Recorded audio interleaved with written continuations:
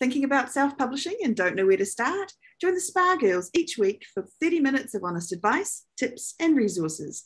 I'm Trudy J, and I am here with Shah Barrett. Hi there. Cheryl Phipps. Hi.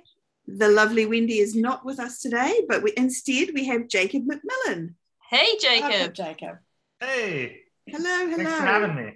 No worries at all. Now, we have you on here today because you are a copywriter and you're going to explain to us everything you possibly can about how to write some awesome copy for all of our newsletters and blurbs and other places that we write copy and not novels. I know that's really hard for some of us to write that copy. Like I know that we can write an amazing 80,000 word novel and then struggle to write one paragraph.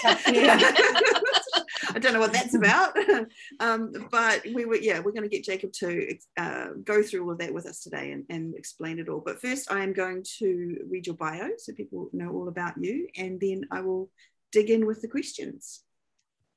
Okay, so Jacob McMillen is a copywriter, content strategist, and freelancing coach.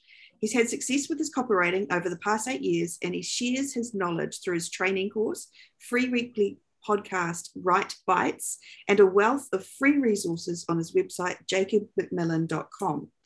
Today, Jacob is here to talk to us about how we can use the power of clever copywriting to connect with our readers and build sales. I'm excited. Yeah. So first of all, Jacob, start out and tell us how you got into writing and copywriting in particular. Yeah, so I went to college for accounting. And the only of course thing you did. Why wouldn't you? Of course. And the only thing I knew for sure when I graduated was that I did not want to do accounting. Oh, no. So 4 years well spent. I was kind of thinking about what was next. And my last semester in school, I had learned, I did this web design class where I learned how to create a website. And the website I had created was sort of just like a personal blog. And, as I think most people's introduction probably to online writing was personal blogs. And so I made this site, and then I was like, okay, well, if you have a site, what do you do next? And I kind of was like learning, you get people to go to the site. And at the time, the most common way people were doing that was through SEO, through getting people to find it in search. And so I kind of had this idea, I should try to learn SEO. And so after I graduated, I was kind of pursuing some things where I wasn't ready to dive right into full-time work. And so I was looking for like a part-time job, and I was like, it'd be cool if I could find like an SEO job so I could learn this whole SEO thing that I'd kind of just briefly, learned a little about. And I ended up getting hired by this like 2-person SEO agency. They were having me do just really repetitive, link building stuff. But I found out within 2 weeks of being there that a big part of what they did was hire these content mills to create a bunch of really low quality blog posts so they could try to use those to get rankings. And what that essentially boiled down to is that a lot of SEO was driven through blog writing. And so I looked at these blog posts and I was like, oh, wow, these are really shockingly bad. I bet I could do like 2 of these in an hour, do a better job on them. And then if they pay me slightly more than what they're paying for these, this content mill, I'll be making like $15 a post. If I can do 2, that's 30 an hour. Like I'm thinking like, they're paying me minimum wage. So your accountant mind was kicking in. Yeah. Exactly. So I'm thinking, hey, I'm tripling my rate here if I can, churn out some of this content. So I pitched them on that. They liked it. And that was my introduction to professional writing, is doing these 500 word posts on pest control and carpet cleaning and just the worst thing anyone has ever written about. But that sort of exposed me to just kind of the idea that writing drives a lot of online business, a lot of marketing, a lot of online business. And then about a year later, I came across this other company that I started working for, and they sort of introduced me to the word copywriting in terms of, essentially sales writing for the purpose of sales. And I had done direct sales to pay my way through college. So when I came across copywriting, I was like, hey, this is very much like sales, with the difference being I don't have the benefit of that in-person conversation where I can ask people what their problem and challenges are, and they basically tell me how to sell them. I sort of have to do that research and figure it out ahead of time. And it's kind of this asynchronous conversation. But it was really intriguing, and it incorporated a lot that I loved about sales.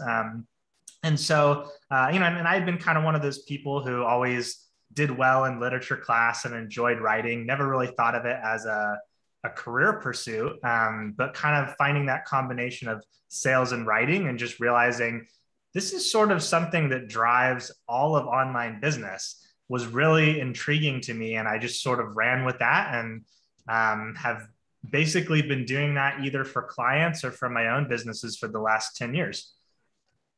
Wow. Awesome. That's really cool. I love the way that you saw an opportunity and you put yourself forward. Like, not a lot of people would do that necessarily. They would just go, oh, no, I'm just going to keep doing my minimum wage job and not actually act on the opportunity that's in front of me. So I think that's really, really awesome. Yeah. So let's talk about the basics. So when you talk about copywriting, it's different. We're not talking about writing a novel or writing say a newspaper article per se, but so what kind of writing are you doing on a daily basis, and what kind of defines it? So it's a sales, I guess, but what else? Yeah. And I think copywriting, as a general rule, copywriting is just any sort of writing where you're wanting someone to respond with some sort of an action. So, like there's shades of gray on that, but if someone comes to my website or any website, you usually want them to get an idea of what it is you're offering through your site and then sign up for something, either an email list or buy a product or maybe give you a call. You want them to do something. Most websites don't just exist for the sake of existing. There's some sort of purpose. And so copywriting is just the writing that kind of tells people what's supposed to happen, kind of lays the way for what you want them to do. And, in some types of copywriting, like, some types of copywriting, it's just about kind of saying, hey, here's the next step, like UX copywriting, click here to navigate to the next screen, something like that. Or there's, more persuasive copywriting where it's like, you're trying to get someone to sign up for, your email list, and so you're trying to persuade them that the value of them putting the email list, putting their email in is worth the knowledge that they're going to get a bunch of emails from you, which, is increasingly something people don't want to have happen. Or if you're trying to get someone to buy something, that them giving you their money is going to be worth the experience.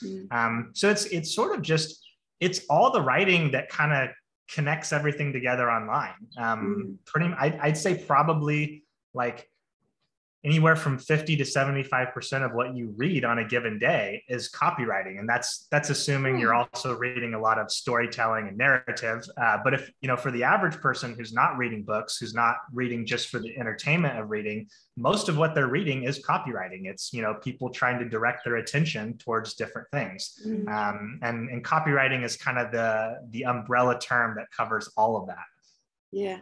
Hadn't thought about that, but that's so true. It's just it hasn't occurred to me, but I like how you say it's connecting everything together. That's a really neat way to put it, actually. It's kind of helpful to it as well, like just to understand that it's not some scary big thing where you like sales. It's not sales, oh dear gosh. Absolutely. It's connecting people, and it's connecting everything, linking it all together. I like that. I really do. So if we're talking about the different aspects of copy, so are there any sort of generic or general things that you can say, like that are elements of good copy, like it always has to have a heading and a call to action, or are there things like that you can say, or is it different for different things? Yeah, so there are a couple, definitely some fundamentals to good copywriting. One of the first and probably most important ones is understanding who you're speaking to. A lot of people, when they sit down to write something that qualifies as copy for their own business or their own brand, you're bringing the lens to your writing of what's important to you, because that's the way you see the world, is what's important to me. the people that you're speaking to, and there are some exceptions to this, particularly with a personal brand where you might have a lot of people who are very personally invested in you and what's interesting to you. But as a general rule, people don't care about you. Everyone sort of cares about themselves. Everyone, and even if they like you, they probably like you because of the entertainment value that you're providing for them, or the fact that they feel connected to maybe ways you've been vulnerable or let them into your world. But it's really, it comes down to the feelings that they're receiving by following your work. That's what they really care about, is themselves. And I don't mean that in a pessimistic way. It's the way we're wired. And so when you're writing copy, the first and the place where most people go wrong is they forget that it's not about you. When you're writing copy, you want to be thinking about who's reading it and what they care about. Why does this matter to them? And there's absolutely going to be places where what's important to you is going to overlap with what's important to them. But a lot of ways, a lot of times the way you frame it, just by making some slight adjustments to frame it more explicitly in the direction of what your reader's going to care about, can make a huge difference in terms of how your copy performs. And so that's first and foremost, really understanding who am I speaking to and what do they care about? And then everything that you say being through that lens. And that takes practice. That doesn't come easy to anyone. Even people who, like myself, who end up being professional copywriters, it takes a while to put yourself in that headspace. But that's first and foremost. The second thing is the number one quality of good copywriting is clarity. A lot of people, when they sit down to write copy for the first time, they think they need to be persuasive, or they think they need to be like formal or professional, or, they have some sort of, concept of what the writing needs to sound or feel like. And it often results in it being confusing. Or they have an idea that they need to be persuasive. And so they try to persuade, but they kind of like miss the forest for the trees because they're so focused on pushing something that it's kind of comes across confusing. So, the most important thing about copywriting is that it's clear, that what you're offering, what you're asking, what you're pitching, what you're promising, that all of that is really, really clear. Because the thing that sells is product market fit. The thing that causes you to sell, even when we're talking about books, people buy your books because they like your books.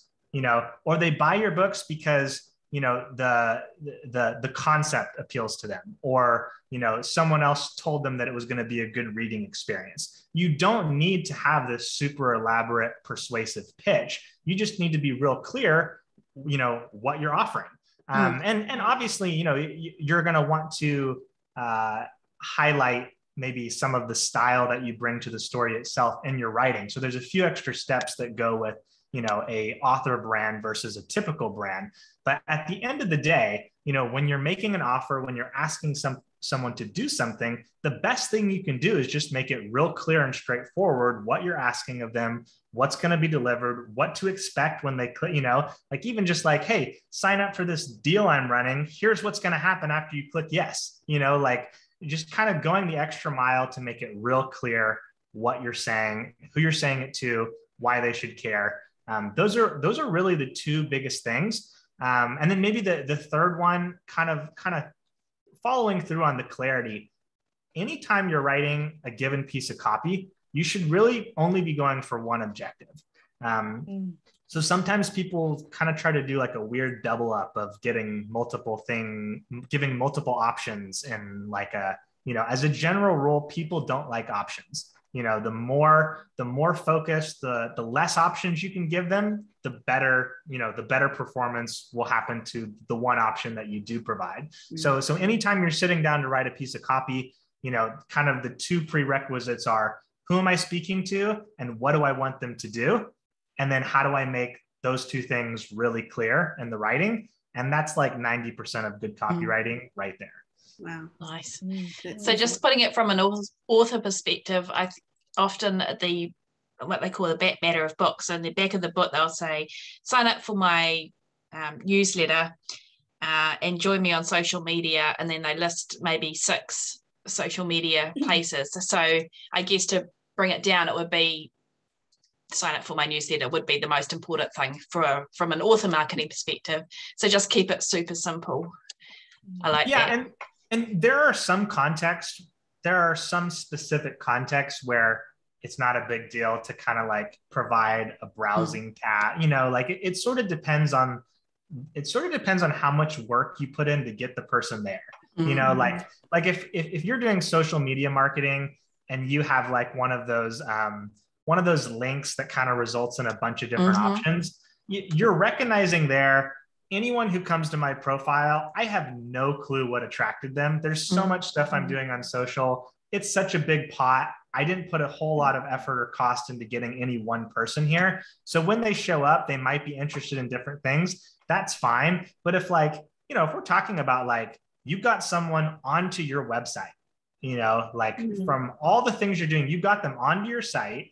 Now we want to be real focused, like you captured their attention enough that they're coming to really look at your brand. So that's when we want to, condense the steps as few as possible, get them onto that email list as quickly and efficiently as possible. And the more extra steps you throw in there, the more additional options, you're just going to lose people, along that process. Yeah. It's good. I like that. That keeps it less confusing too. When you're actually working on your website or getting somebody to do it, it actually makes it easier in some ways to just simplify it down in terms of what you want them to do. Yeah. And that has been a sort of a thing that's put forward in the authoring world, is like, make sure that your the information asking for people to join your newsletter is sort of top above the fold, front page kind of thing. That has kind of been a suggestion made in the past. So that's definitely something we hammer home continuously. Yeah. So absolutely. And so we've got, is there any place for persuasion? Like, is it just persuasive in that it's meeting the need of what someone wants? Like, how does that? Yeah, so I would say it's kind of like the 80-20 rule. 80% of the way there is going to be done through just being clear. And then maybe that last 20% is, sort of going to come from getting more sophisticated at how, the message you send being uniquely persuasive to who you're speaking to. But again, it's less about the techniques and it's more about understanding your audience and what makes them tick. When I sell a course for freelancers, and I have been a freelancer, for 10 years. So when I'm talking to that audience, I understand them very well. And my pitch is very persuasive, not because I'm like going through this really advanced persuasive, list of tactics. It's just because I understand what they care about. I understand their frustrations. I've been there. I've dealt with that. It's been a very visceral experience for me. So it's very easy for me to tap into that. And it's that's kind of going to be where a lot of persuasion comes from. There are absolutely, simple techniques and tactics that you can incorporate to kind of help add persuasion, even as simple as like using analogies, stuff, like things where using a good analogy can help bring emotion into something that wouldn't typically have emotion associated with it. But I would say, when we're talking about author brands in particular, like you're already like, you have a lot to pull on in terms of narrative and storytelling, and just kind of like tapping into some of, kind of poking curiosity at the story that you want someone to engage with. So I don't even think you need to really be worrying about it. Like, persuasive tactics are kind of best for brands that like don't have a lot to work with, they're in commodity spaces, or they're selling something that just like, can you make a washing machine sexy? Exactly. Exactly. That's awesome. And do you think that, like, so the other thing I've heard a lot about in copywriting is it features versus benefits? Is that the right? We got that right? So is that something? So when you're talking about being clear, it's about being clear about the benefits to the person or to your audience who may be purchasing whatever. So the concept there is that you want to focus on the benefits over the features, because people don't care so much about what the feature is. They more care about how it's going to benefit them. That said, one of the trends that I've seen over the last few years is people pushing that to the point where they like don't even cover the features. And so that's where we get in that like people overshooting to where they're tampering with clarity. And you never want to harm your 80% trying to like grab an extra percent or two from that 20 percentile, you know? So that's kind of one of those things, like just, again, being clear, but if as you're being clear, if you can stay focused on why does this matter to the reader, you're gonna tap on that side on the benefits. That is absolutely something you can more consciously think of.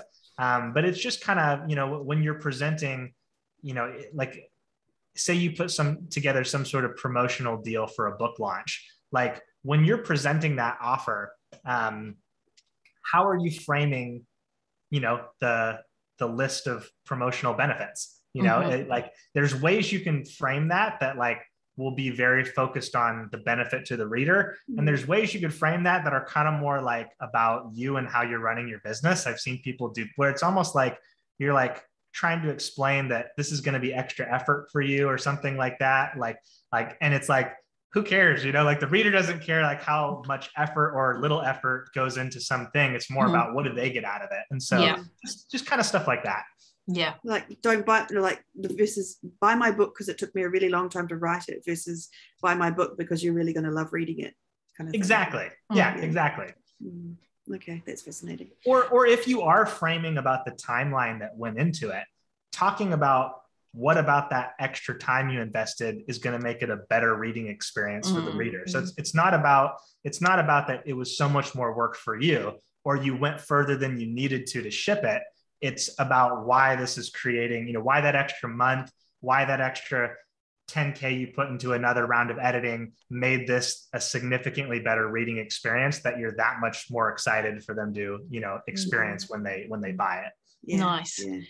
Yeah, that's a really good point. And you see some authors posting saying, oh, you know, my book is going to be a bit later than expected because I want to make this the best book I can possibly for you. And I don't want it to be a, you know, and that's kind of them maybe intuitively doing that when they're explaining that they're late for the deadline.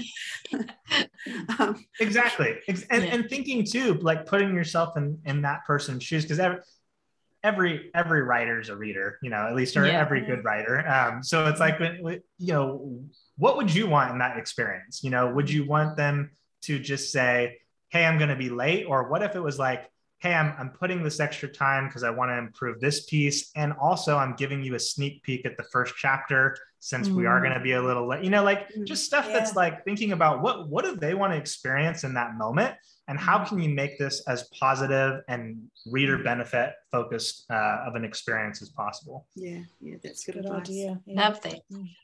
All this is making it less scary, can I just say? I think this is making it much more approachable. That's literally the next question. Actually, I'm sorry. Was talking about, but I mean, maybe we've already answered it because the next one was how do you get over the fear of copywriting, and maybe it's just understanding all of the things that we've been talking about. Yeah. So I think the best thing to understand is just that good copywriting is just clear communication through writing. What makes people bad copywriters is that they are, or what makes most people bad copywriters is that they just struggle to communicate through writing. You know, think of how many people you know who, even like business owners who they could sit there and give you the most charismatic pitch you've ever heard verbally. But the moment they sit down and try to turn that into writing, it comes out all confusing and awkward and not interesting at all. That's the average person. You know, for someone who's an author, that's not something you struggle with. So for authors, you know, when you already are good written communicators, the only way you become bad copywriters is by overcomplicating copywriting. And by trying to, you know, instead of just, exactly. Instead of just viewing it as clear communication, as, you know, if you want to tell someone about something and inform them and, you know, have them take some sort of action that they already want to take, instead of just making that straightforward, when you try to kind of, you know, basically have some sort of preconceived, complicated idea that you're trying to measure up to, that's when it derails for writers. So if you get nothing else out of this this episode, just like go into your next copywriting session believing like, oh, I just need to communicate clearly and I'm already amazing at that. And your copywriting is going to come out 10 times better than the last time you tried. That's I awesome. love that. Yeah. Because that's so when you talk about that, it immediately comes to my mind is writing blurbs or descriptions, you know, the book descriptions on Amazon, and how, you know, people trying to write a synopsis of every single aspect of everything that happened in their story, because that's what's important to them, because they've just spent all this time writing the book. But actually, in terms of what's important to the person, the audience, they just want to know the things that, you know, the hooks, the things that are going to pull them in. And that's where you've got to concentrate on. But it's so hard when you're full of the story to kind of do that. Yeah. But this is good because you've given us tips to kind of how to do that. And one thing that can help in that process is try to write your blurb early on in the process, because usually what causes you to write a story in the first place? You have sort of a seedling of an idea, a premise that pops into your mind and sells you on the much more laborious process of writing the book. So if the premise can sell you on writing the book, like it can also sell the reader on the much less hard work job of reading the book, you know? so like you already That's awesome. You know, so you can kind of look at like documenting early in the process the ideas that get you excited, you know, like write the blurb around that, sell yourself on the book, and then you go and write it. And that you know, the writing's the hard part. And then sometimes, you know, if you can remember that premise at the end, that works too. But just something kind of a nugget to hold on to there. That's a fantastic tip. We've never had that before, and I think that's a really good one. Not necessarily writing the amazing finished blurb, but just documenting. Like I remember once having this idea of a story, and it was a vampire who was a vegetarian. So I would just write vampire who's a vegetarian, you know, because that's what got me interested. You know, which would be a great hook, wouldn't it? Really. So, I've heard of authors writing their blurb at the beginning, but I didn't think of it as being because of capturing what it was that interested them about writing it. That's fascinating. That's awesome. And I'm sure, speaking for a lot of other authors as well who are pantsers, you don't know what the story is going to be till you get to the end. But you're quite right. You do start with a gem of an idea, and if you write that down, you're kind of halfway there, aren't you? Yeah, brilliant. Giant light bulb moment here. Thank you, Jane. Woo! Okay, so just another 5 of those and we'll be fine for this episode. So no worries, right? No pressure. But so is that the main? So that's everything we kind of need to know about copywriting in general. Would you say? Are there any other tips before we head into the specifics of some of the other? No, we're good. Okay. I think that summarizes it. Okay, so I'd like to start with author newsletters, because this is one where people often kind of go, oh, I don't know what to say, or I don't know what to think, or they start talking about stuff that's completely off to one side and is not really relevant to sales, essentially, or the selling of their books. And I just would like your take on newsletters and what they, you know, in your perspective, what an author should be kind of writing about in a newsletter, and how they could take that. Yeah. So the first thing I would say is your newsletter is probably your most valuable asset as a writer. A significantly worse author with a much bigger newsletter is going to sell more books than a notably better author, you know, with a small list. That's just the way marketing works. And if you can accept that and really lean into that, and still, you know, focus on your craft as well, that's the makings of a great career as an author. And within that, I would say, you know, when we talk about building a newsletter, again, it kind of comes back to what we talked about earlier, which thinking about what does the reader care about? You know, what's going to be valuable for them? And, you know, the people on your list getting something valuable to them is a lot more important than that value 100% coming from you.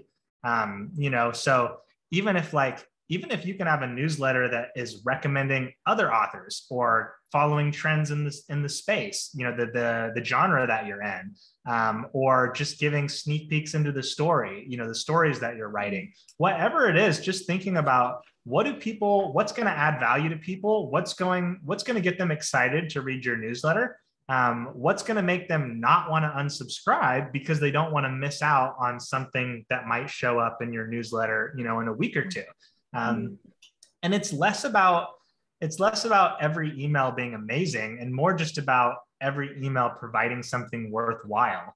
And some parts of your list will find certain things more worthwhile than others. There'll be readers on your list who they go through a lot of books. So anytime you recommend some additional work for them to read, they're going to eat it up. Like realistically, you could spend all your newsletter time recommending books and it's not going to hurt your sales because, the amount of time it takes you to write a book and then the expense for anyone to buy your book like that, it's just an instant, quick, low investment thing. So if you can continue to point people in a good direction to fill up their reading schedule, they're going to want to stay on your email list just for that. And then when you show up with a new book for them to read, it's going to be a no-brainer if they've liked your work in the past. So just stuff like that. I think a lot of people think that any content that they send out needs to come from the deepest parts of their soul and, the most brilliant places of their mind. But it doesn't have to. If you look on social media at the stuff that gets the most traction, it's often basic stuff that you look at and you're like, oh, I learned that in kindergarten. Why are people passing this around? But it's it doesn't need to be special or crazy to be valuable to people. Anything you're learning about, writing, anything about the genre that sticks out to you. You could even interview other authors in the space. There's just so many ways to create original content that's going to be interesting to people without it having to come fully from your mind and your pen. And so I think that's a big part of growing the newsletter on the value delivery end. On the acquisition end, getting people in the front door in the first place. That's where I really recommend picking a channel, a marketing channel that you feel like you best understand and most enjoy participating in, and just really spending a lot of time there, building your audience there. So if you enjoy taking pictures, obviously you got Instagram. If you enjoy talking about the process of writing, you got LinkedIn and Twitter.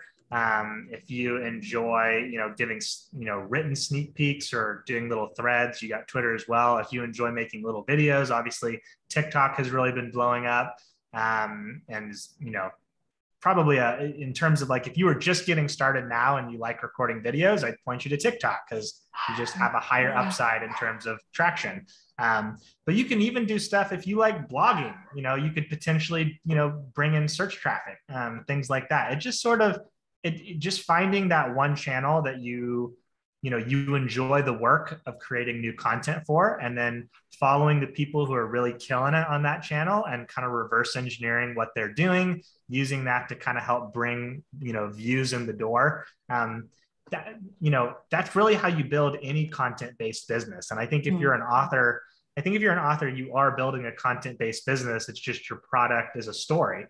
And so, that's kind of the best way to do it. On the acquisition side, get really good at marketing in one area. And then on the back end, try to keep people engaged by delivering, interesting stuff. And you can use, if you kind of come up with a formula that's interesting to people for the newsletter content you send out, that can double as marketing for you. If you become known as someone who's always finding really great reads in your genre, that's something you can use to get word of mouth from subscribers who are like, oh, hey, if you need more books, you should join this list.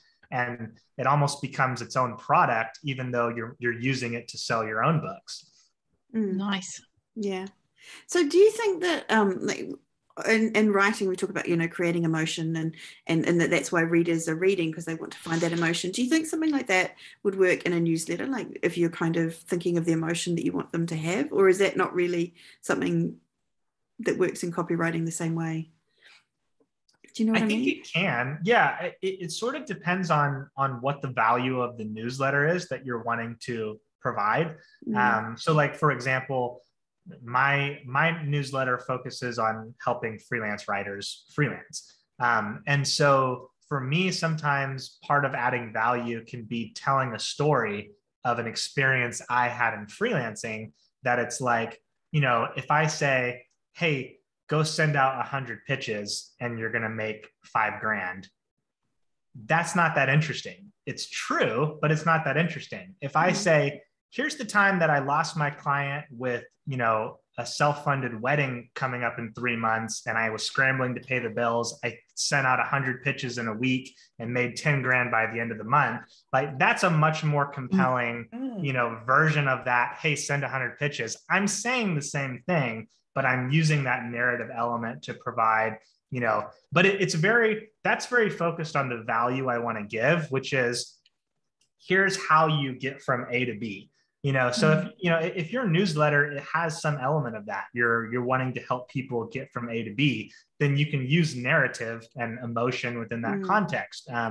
Or it can be, if I think every author newsletter, people want to just know what's going on in the author's life. They like staying up to date, so if you can incorporate, hey, I'm getting weekly or even monthly emails from this author telling me an entertaining story from some, funny thing their kid did, or some weird experience they had at the store, like something that incorporates humor or emotion or whatever, anything that provides that, even if the value is just entertainment or the value is feeling closer to the author, just the key is understanding what you're trying to do.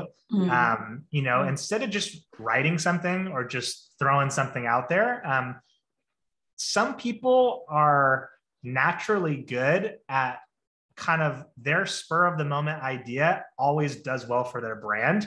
But those people don't really need help with marketing. Like they're just naturally good at marketing because for whatever reason, their brain just views the world in the way people view the world. And they know what's going to connect with people. And they don't need to think about it. But most of us aren't like that. Most of us, something that's interesting to us isn't always going to be interesting to everyone else. So thinking about, what do I want to communicate? What experience do I want? What sort of value am I providing? Being more conscious of those things and also kind of maybe experimenting a little. So, maybe you send out some personal stories and then you send out some book recommendations and you notice, hey, I get way more opens and clicks when I send out the book recommendations. Then it's like, well, hey, like you can let that inform the direction you're taking. So, yeah. I also think that actually knowing your brand would help as an author. So telling funny stories about something your kid did is probably more relevant for a romantic comedy or a chick lit kind of author versus someone who's writing dark romance. They might write different stories. Do you know what I mean? As well. So it comes back to knowing your audience again, isn't it? And it's knowing the kind of things that they might, or the kind of stories. So maybe the same type of writing that you're doing, like say military sci-fi versus, I don't know, contemporary romance small town or something. You'd sell a different you'd have a different newsletter, wouldn't you? That's a really great point. Like my brand is very like straightforward help and inspiration. Like I'm going to be honest with you, but I'm also going to like help you realize this is easier than you think. And that's consistently when I send something out across a number of content types. That's the feeling that I'm going for.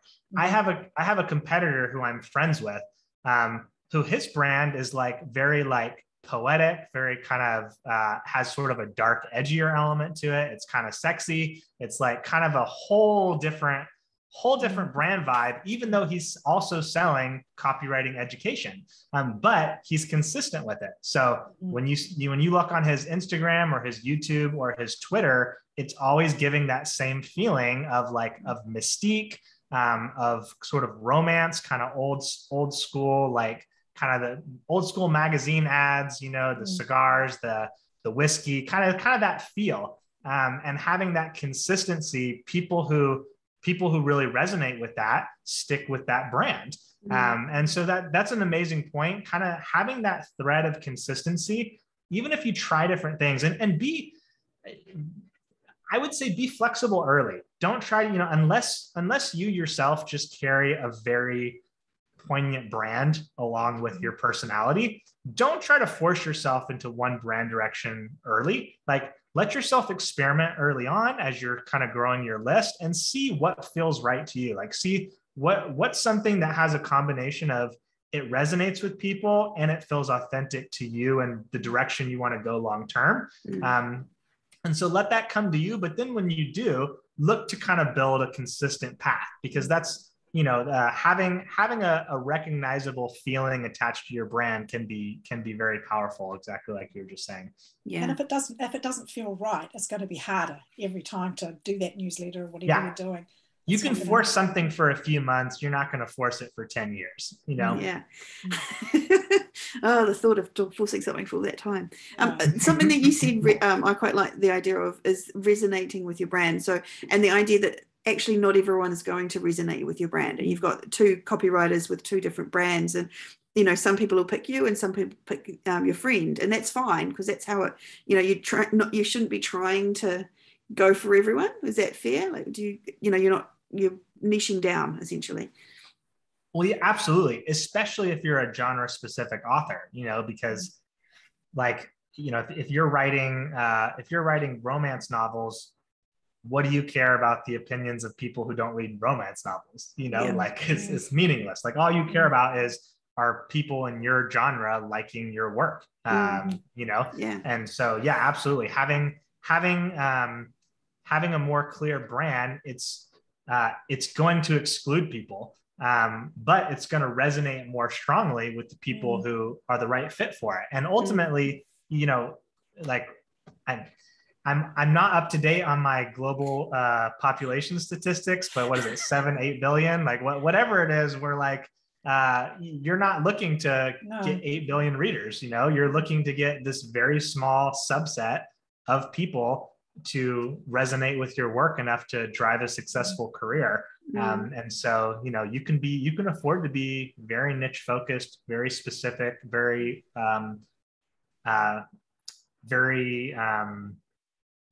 your brand can afford to alienate a lot of people and you still succeed. Yeah. And I mean, and in a positive way, right? Like, you actually literally don't want the people who don't like romance, for example. Like, why would you want someone who reads military sci-fi to read your book? Because they'll just give it a crappy review, and they're not your audience. They're literally not your audience. So don't try and appeal to them. Yeah. And I also think if someone tries to be too broad, they're actually become bland. They become nothing. And it's actually harder for an audience person to connect with them, right? Like, at least if you have a strong brand, then you are giving them something to connect into. Yeah. And I think for some people, when we say that, they kind of think, I have a little more of like a vanilla personality. So what do I do? Do I need to like assume some sort of alter ego or something like that? You know? Do I need to focus on alienating people?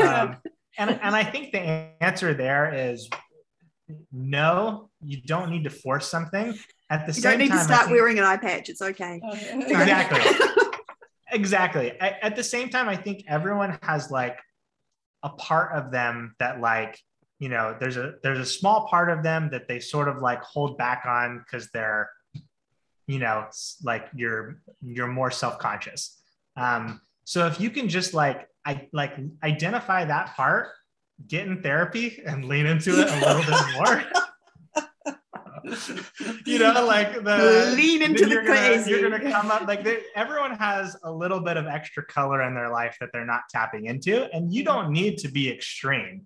You just need to tap into a little bit of personality to kind of help drive whatever brand direction you want to take. I also think that people think they're boring, and then when you actually start to talk to them, there's always something fascinating to other people. So exactly. Yeah. All right. So that's cool. I think we kind of delved as far as we can into newsletters. Let's talk about book descriptions or book blurbs next. So is there anything, this is a little bit more, I think, more traditional copywriting in terms of, you've got this certain amount of space on Amazon that or other platforms that you are trying to get people. So what would you recommend? Get people to buy your book. I should finish sentences more often. What do you recommend for that? So I would just apply the basic copywriting model that we sort of talked about, which is, what's the scenario where people are reading this? What's the situation where they're reading your copy? Who's reading it? What do you want them to do? So if we're talking about a blurb on Amazon, that might be a little different than like the blurb on the back of the book when they, pick it up in a bookstore. And we're sort of living in a world where how people feel when they pick it up at the bookstore probably is driving a small percentage of sales versus the Amazon one. But just thinking, whatever the context is for the copy or the blurb, what is the situation where people are reading about that? And when they click on that listing on Amazon or whatever the location is, and they read that blurb, what are they looking to see? What's going to communicate to them that this is worth, a few bucks to engage with this story.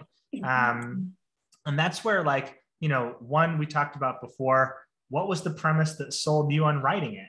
What was the idea that was so compelling you invested a year, 2 years, maybe more of your life in bringing this story to fruition?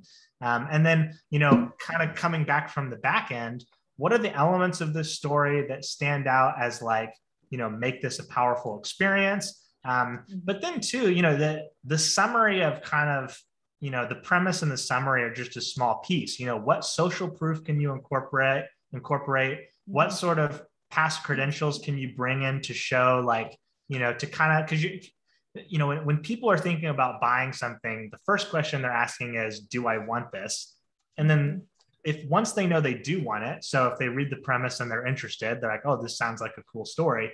Then the next question is this worth the, do I trust that me putting the money in and the time in to start reading this is going to result in the outcome I want, which is an entertaining, emotional experience or whatever. So that's where bringing a lot of that social proof in, if you've had people who have read the book and reviewed it for you, having even if it's if you're brand new, getting people who like you and are biased to give you good reviews to write a meaningful, readers, not just random people who actually read, who understand what a reader's looking for, and get them to kind of highlight some of those things. And, to where another reader who doesn't know you, they read that review and think, oh, this makes me feel better about investing my time and money and engaging with this story.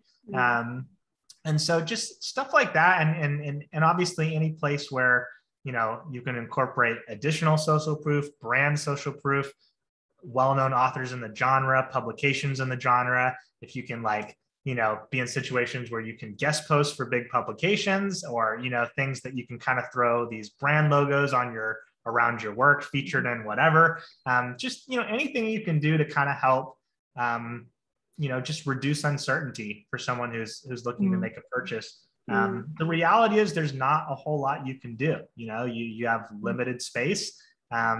And so I think the premise is probably going to be the most impactful part. But then, anything you can do to, especially in self-publishing, to communicate that there's a history of good work here. There's a history of successful, so-and-so's published so many books in the genre, just anything like that that's going to communicate, hey, you're not taking a huge risk by reading my book here. But if it's your first book, you're not going to have a whole lot to do there. That's just the nature of the game. And that's where I think in self-publishing, that's where serials can be so powerful, is just because, you only have to go through that process for the first book. And then, the consecutive narrative kind of does a lot of heavy lifting for you. But, you're just kind of thinking of ways to, again, thinking through what is the person reading this what do they care about? What are they looking for? What do I want them to do? And then how can I bring them to that conclusion? And I think clarity also works here. I think I see some blurbs that are quite convoluted. And I have, in fact, myself written blurbs that are quite convoluted. And so just being really clear about what the premise is, that's great. Yeah. Yep. All right. I think we should move on to ads. So this is an interesting thing. So a lot of authors will do Facebook ads, and different things work in that space, like a small blurb. I've done excerpts as well. They actually tend to work quite well for me. But if you were just writing a small amount on an ad, Facebook ad, what kind of things do you think would be useful to include from that perspective? Yeah, so I think the big thing to keep in mind with ads that's unique to ads is just that you're trying to grab attention within a context where people aren't looking to give you attention. So, when someone reads your Amazon listing, they clicked to that listing for a reason. So you don't have to catch their attention. You have to hook their interest, but you don't have to catch their attention. So when we're talking about an ad, you have that added additional step of grabbing attention. And so that's where, that's where thinking through, like, is there a blurb that kind of starts off with a really like attention grabbing line? Or, is there something that would pair well with a really attention grabbing image? Or, you're kind of just in that vein of like, how do I grab someone's eyes that's not looking to give me their attention right now and throw it onto this? And again, you don't have a lot to work with. It's kind of more about experimenting and seeing what performs. Ads are very hard to predict what's going to work until you actually run them and see. But I just thinking about attention, thinking about the person that I want to read this blurb is not here to read my blurb. They don't care about me. They're not looking to buy a book right now. They're literally just browsing, looking at stuff from their friends and family, being entertained. But that is the advantage, is that they're there to be entertained and you are offering entertainment. So if you can entertain them by grabbing that attention and throwing them right into some sort of like, little really curiosity inducing stretch of story or premise or something like that. And then pair that with like a really low investment, action. So like, whether it's like, hey, get this story by signing up your email and you get this first book for free with throwing your email in, or, get it for $0 on Amazon, or get it for, like $1, or, kind of pairing that attention, entertainment, low cost ask or low effort ask is, I think, typically the formula that tends to work the best with advertising. Yeah. No, that's good. That's really good. That's a really good, interesting distinction to make between the Amazon blurb and your ad, though, that you've got to grab that attention. I like that. Yeah. And one thing you can think of with ads too, and I'm sure this has been talked about before on here, but like, if you, especially the more books you have, the more you can treat advertising as a break even, or even a direct cost or direct loss sort of channel. You don't have to, like, the ads themselves don't have to be profitable, because every person who comes in and reads your book is now in your audience base. And for new authors, especially, for authors who have less than 10,000, 50,000 readers, every additional reader who reads something from you is a huge win. That's a big percentage increase in your overall reader base. And so don't feel like you need to approach advertising with the same ROI driven, mentality that other businesses do, because it's a bit different for authors. And it becomes increasingly so the more books you have published. Yeah, I think that's a really, really good point. And I think a lot of the courses in the space that aren't conducted by authors, but are conducted sort of for higher price, items or courses or whatever, they can look at their ROI thing. Whereas we have to, I think it is a cost to be seen personally as a cost of business, and something that you'll reap the reward of down the end. But it's very tricky, particularly when you've got only a few books published, to actually get a return on those. So and that takes the pressure off a little bit too, if you can just know that Yeah. There's a balance though, right? Like, don't go spend all your money on No, Facebook. we're not advocating that. Not advocating Nobody that. wants that. But yeah, that is It's like when you go to a casino, only spend what you can afford to lose initially. It's called a budget, people, for a reason. Yeah. And then another kind of point to add in there is kind of think about what's the time horizon in terms of your career that you're aiming for, because if you're looking to build a 20-year author career, the more of any initial profits that you funnel right back in the business through your first 5 years, the further you're going to go in terms of audience by the time you get into those back 10, back 5 years. Whereas, if you're really only wanting to do, maybe you're wanting to write for 5 years and kind of more as like a hobby, then, maybe you're not even doing advertising. You're kind of just looking to see more what organic traction you can get. But I mean, in the business world, there's kind of that mentality of like the people who are willing to take no money for the longest are the ones who grow the biggest. And then you make a lot of even more money. It kind of outpaces it on the back end. And so, if you are coming in and you have the luxury of planning for a lengthy author career, you're like, I would encourage authors to be willing to take any money they make from writing these initial books and put it back into building their author base. And it's just, you're going to make so much more money from a bigger author base than you are from just collecting profits in the short term. Yeah. I think that's really important to know for new authors, that it is a long-term game, isn't it? It's, you what you put into it now could have very big rewards if you could just be a little bit patient. When I came out of college and I knew I didn't want to do accounting, I'm a huge sci-fi and fantasy reader, and I really liked the idea of writing sci-fi and fantasy, but I knew, like, if I were to go try to do that as a career, I would need to be working a full-time job for probably 10 years. And then, even then, like, it would rely on me probably needing to be pretty good at marketing, which I turned out to be, but I didn't know at the time that I was going to be, okay at marketing, and be able to get my writing quality up to a certain degree. And so it just seemed like a lot of risk to put all my eggs in that basket. And I was too pragmatic to go the starving artist route out of college, so I went and did this whole career thing. But now I'm kind of like, I'm looking at, when I turned 35, basically taking like 5 years off and just writing fiction for 5 years and seeing where that goes. And it's kind of like, because I've been able to build some of these other revenue streams, I can afford to just kind of be an artist and see where that takes me, knowing that maybe I grow it into a business, maybe I don't. I think it's more reliable to turn art into a business now than it ever has been in history. You don't have to be like a generational talent to be able to make some profit from it, but you definitely I think it's hard to approach authorship as like a full-time job over like a 5-year period. But if you can do things right in those 5 years, when we talk about a 10-year time period, it starts to become much more reasonable to be making a full-time income off of that. Totally agree. It's so hard. My impatient little brain is going, no, that's too long.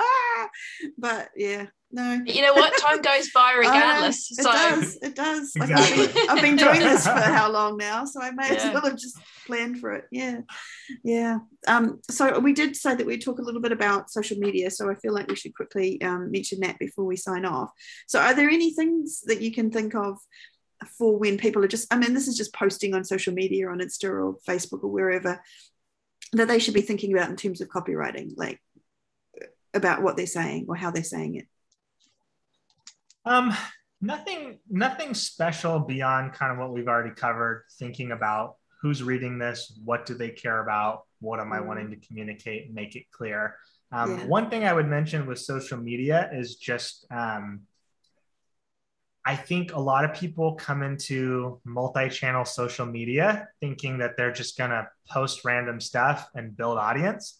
And like there was a period of time where that was true, but we've long since passed that, and if you really want to make a dent from a social media channel, you really have to like reverse engineer what's working, and you kind of have to be willing to kind of hone in on types of content that perform well. And so finding a channel where the brand that you want to put out and the type of content you want to create and the type of content that works well sort of intersect is really key, because you don't want to be forcing yourself to do content that like drains your soul day in and day out. But at the same time, you don't, if you're really serious about building a business around your authorship, you can't just see content as, stuff you create because you want to create it. It's not about you. If you really want to drive, readership results, it's about what do people want to consume. And so just being willing to kind of at least have one channel where you're really taking that approach, being a little more analytical about it, a little more like, looking at, hey, what's performing? How do I get in on these trends? How do I tap into what works well here? And then, have another social channel that's more just you consuming and being like if you need to, like I'm terrible at Instagram. Like I will never be cool on Instagram. So I use Instagram as my, like the one social channel where I'm just use it as a person, that's where I connect with friends and family. I don't try to do anything with business. Someone messages me about one of my products or something, I say, hey, message me over here. I don't talk about that stuff here. It's just, and then on my other channels, I'm very intentional, or at least I try to be. I don't take my own advice here as much as I should, but I try to be more intentional about, hey, what's stuff that's actually gonna, resonate with people and build my business. Yeah. Good advice. That's good advice. And it all kind of flows it together. It's like, what's your brand? What's the style? What kind of books are you writing? And be intentional about being, having that same feel and tone across all of your platforms. Yeah.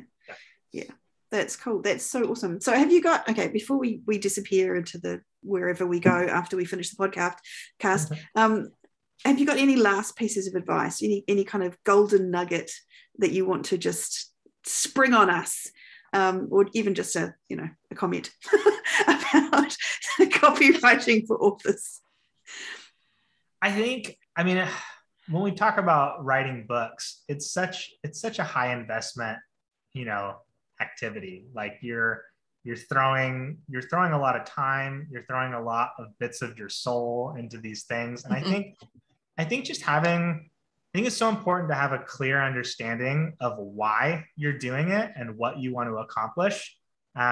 Because I think so many people struggle with this inner tension between the desire to create and put something of themselves into the world to create art, and then also the desire to make money and have influence and be appreciated and have an audience. And those two things are they're completely separate. And I come across so many people in both the author space and the freelance space who really fail in both regards, because they're trying to combine both. They're trying to sort of like, they sort of don't allow themselves to really be an artist because they're trying to kind of appease people and get some traction, but they can never really commit to giving people what they want.